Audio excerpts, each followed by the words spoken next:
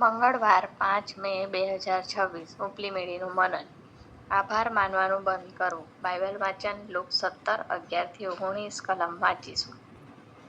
યરૂશાલેમ જતા તે શમરૂન તથા ગાલિલમાં થઈને જતો હતો.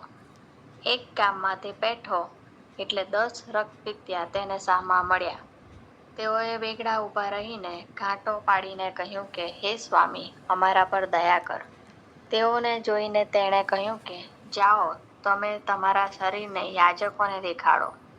તેઓને રસ્તે ચાલતા ચાલતા શુદ્ધ કરવામાં આવ્યા. તેઓમાંનો એક પોતે સાજો થયો છે એ જોઈને મોટે ઘાટે દેવની સ્તુતિ કરતો પાછો ફર્યો. તેણે સાષ્ટાંગ દંડવત પ્રણામ કરીને તેનો આભાર માન્યો. તે શમરૂની હતો. ઈસુએ તેને પૂછ્યું કે શું 10 જણને શુદ્ધ કરવામાં આવ્યા નહોતા? બીજા 9 ક્યાં છે? દેવનો મહિમા પ્રગટ કરવાને પાછો ફરે એવો આ પરદેશી વિના કોઈ મળ્યો નહીં શું? તેણે તેને કહ્યું કે ઉઠીને ચાલ્યો જા, તારા વિશ્વાસે તને બચાવ્યો છે. આમેન. તેણે સાષ્ટાંગ દંડવત પ્રણામ કરીને તેમનો આભાર માન્યો. તે શમરૂની હતો. લુક 17:16.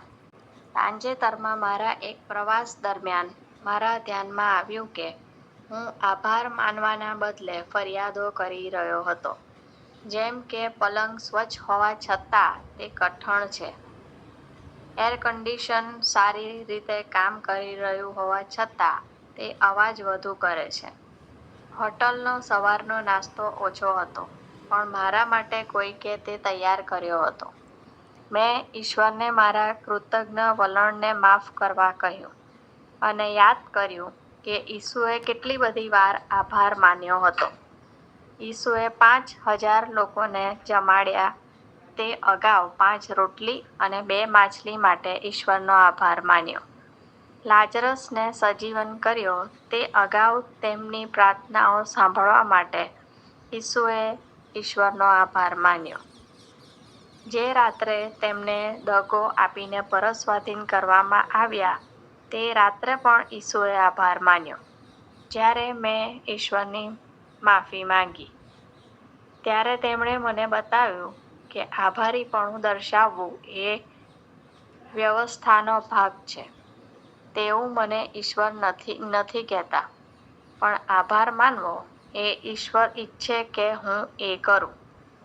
આજના બાઇબલ વાંચનમાં શમરૂની માણસ 10 લોકોમાંનો એક હતો, જે રક્તપિત્તના રોગોમાંથી સાજા થવા માટે ઈસુ પાસે આવ્યા હતા.